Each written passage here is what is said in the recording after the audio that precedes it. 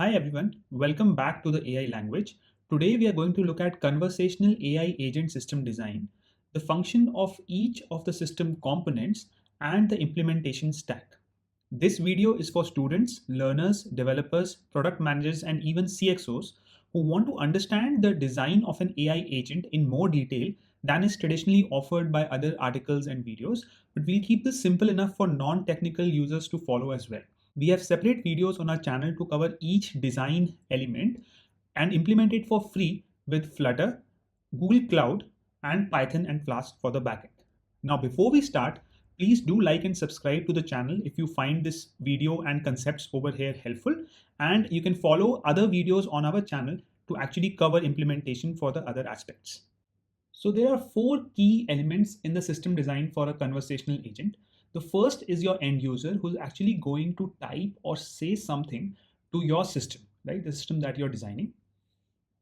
Then you have your system or integration, which basically receives the input and forwards it to the Dialogflow API. Now, Dialogflow is something from Google Cloud that we are actually going to use to build our conversational agent, and we're going to refer to it in our video. The Dialogflow API receives and detects what is the intention of the user and then further goes on to your system to handle that request if needed. This is your system which you build with your existing backend. For example, you might have a Python and Flask backend built. For this demo series, we're actually going to build this backend system on our own. You might integrate it with your existing databases, your existing APIs and business logic that are running on your servers, on your cloud to actually work with the agent. There are some other concepts that we'll be covering in further videos, which are more advanced for this particular video, as this video only covers the system design of the AI agent. The other concepts include conversations, flows that make up the conversation, pages that basically make up different flows, and then conversation turns that are used to make up a single page. It also talks about in detail about intents, which basically tell what is the user intention. It talks about fulfillment as to how a particular conversation turn is being fulfilled. It talks about state handlers that basically help in progression of the conversation, and it talks about interactions when a user says something and the conversation turn happens. So these concepts will be covered later on. For now, we will start with the system design explanation over here. Okay, so let's start with the end user and its system functions. So the end user will type or say something. As you can see over here, they might type through a keyboard, or they might be talking on a phone call where your agent is responding through a phone call, or they might be speaking into their own computer or your mobile phone. Your system or integration is basically your user interface where the user interacts with your system and types this or types their query or says whatever their query is. So your system or integration will basically receive this input, right? So this is your client application. It will forward it to the Dialogflow API, and Dialogflow API is again what we're using at the backend from Google Cloud to basically implement our conversational AI agent. And it will use basically what is called a detect intent request. So it will basically make up a request object, which basically is used by the Dialogflow API to understand what is the intention of the user. All right, so next is part C, which is the Dialogflow API. So what this does is that it receives this detect intent request from your system or integration, and it then matches it to an intent that you have coded in. So you might have coded in a few intentions for the user, right? So the user might want to place an order, they might want to confirm the order, or they might want to, let's say, edit their order, right? So these are many user intents that can be possible, and the Dialogflow API will try to match whatever the user has inputted to your application to one of these intents. The other thing it can do is that the user might be providing some kind of information. So this information is captured in what we call a form parameter, right? And so the Dialogflow API might match it to a form parameter, right? And then it will, based on those intents or parameters, it will set those parameters on the backend in its system and update the session state. Session basically corresponds to the conversation that we're having right now. So it will basically update the session with whatever new information it has received around the form parameters or about matching it with a certain intent, right? So to summarize, the Dialogflow API will receive the detect intent request. It will match it to either one of the pre-coded intents that you have, or basically to some kind of form parameters that are going to save information from the user, and then set the parameters as needed and update the state for the entire conversation session that you're right now having. Apart from this, the API might do one more thing, which is to actually interact with your backend application, your system, right? what it might do is that, for example, the user might have provided some kind of information that you want to store on your backend. So it might call what we call a webhook. So it might send a webhook request to actually update your database with that information or take some other action on the backend, which basically happens in part D, which is your system. This is an optional system because you might not always want to update your backend with an agent, but in many of the useful and complex applications that we build and in the demo that we are doing, we will build a backend system to update it based on the Dialogflow API.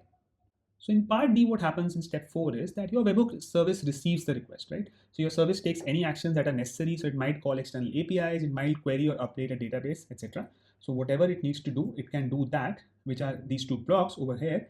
And then it will build a response based on that. So what happens is that, it might just say that it has successfully updated the database. And, this will then flow back to tell the customer that, whatever information you have provided, we have updated it in our systems and we have that now. Right? It might query some information and provide to the user. So that happens through a response. So it will build a response with that information, and then it sends a webhook response back to CADCX. So CADCX is the term that we are using for conversational agents or Dialogflow CX, which is basically the tool or service from Google Cloud that we are using to build this particular agent. So the Dialogflow API in step 3 had received a detect intent request, and now it will create a detect intent response. If a webhook was called, it will use that response that was provided to create a response for the user. If no webhook was called, it uses the static response defined in the agent. So whatever you would have defined as a response to that intent for the user, it uses that response, right? And once it has created that response, it will send it to your user interface or integration system over here. So over here in step 7, your front-end application will receive the detect intent response and it will forward the response to the end user. So it will basically either display it on a screen as text or images, or it might use text to speech to actually speak it out for the user. The end user will then in step 8 hear or see the response. So in summary, you have these 4 parts in the system: the end user, your front-end application system or integration, the backend system from Google, which is the Dialogflow API used to build the agent, and your backend system, databases, APIs, and business logic that you're integrating with. The user types or says something, your system receives that response, sends a detect intent request to the backend Dialogflow API. The Dialogflow API receives this request, updates its own conversation session state, and sends a webhook request if needed to your backend system, which is your backend APIs and database, etc. Your service takes any necessary actions like external APIs, queries, etc. in step 4, and then it builds a response and sends it back to CADCX. CADCX creates and detect intent response. If the webhook was called, it uses the response from your backend services. If it was not called, it might use a static response and then sends a detect intent response back to your front end, which basically forwards the response to the end user, and the end user then sees your response. So this is what we call one conversation turn. And as we see over here, these conversation turns are used to build pages. There can be a start page, an intermediate pages, and an end page that leads on to the next flow. And these pages basically construct what is called a flow. And multiple flows handle multiple conversation topics to build an entire conversation. And that is how your entire conversational AI agent system design works. For implementing this AI conversational agent system, what we will do is we'll use Flutter for our front-end development.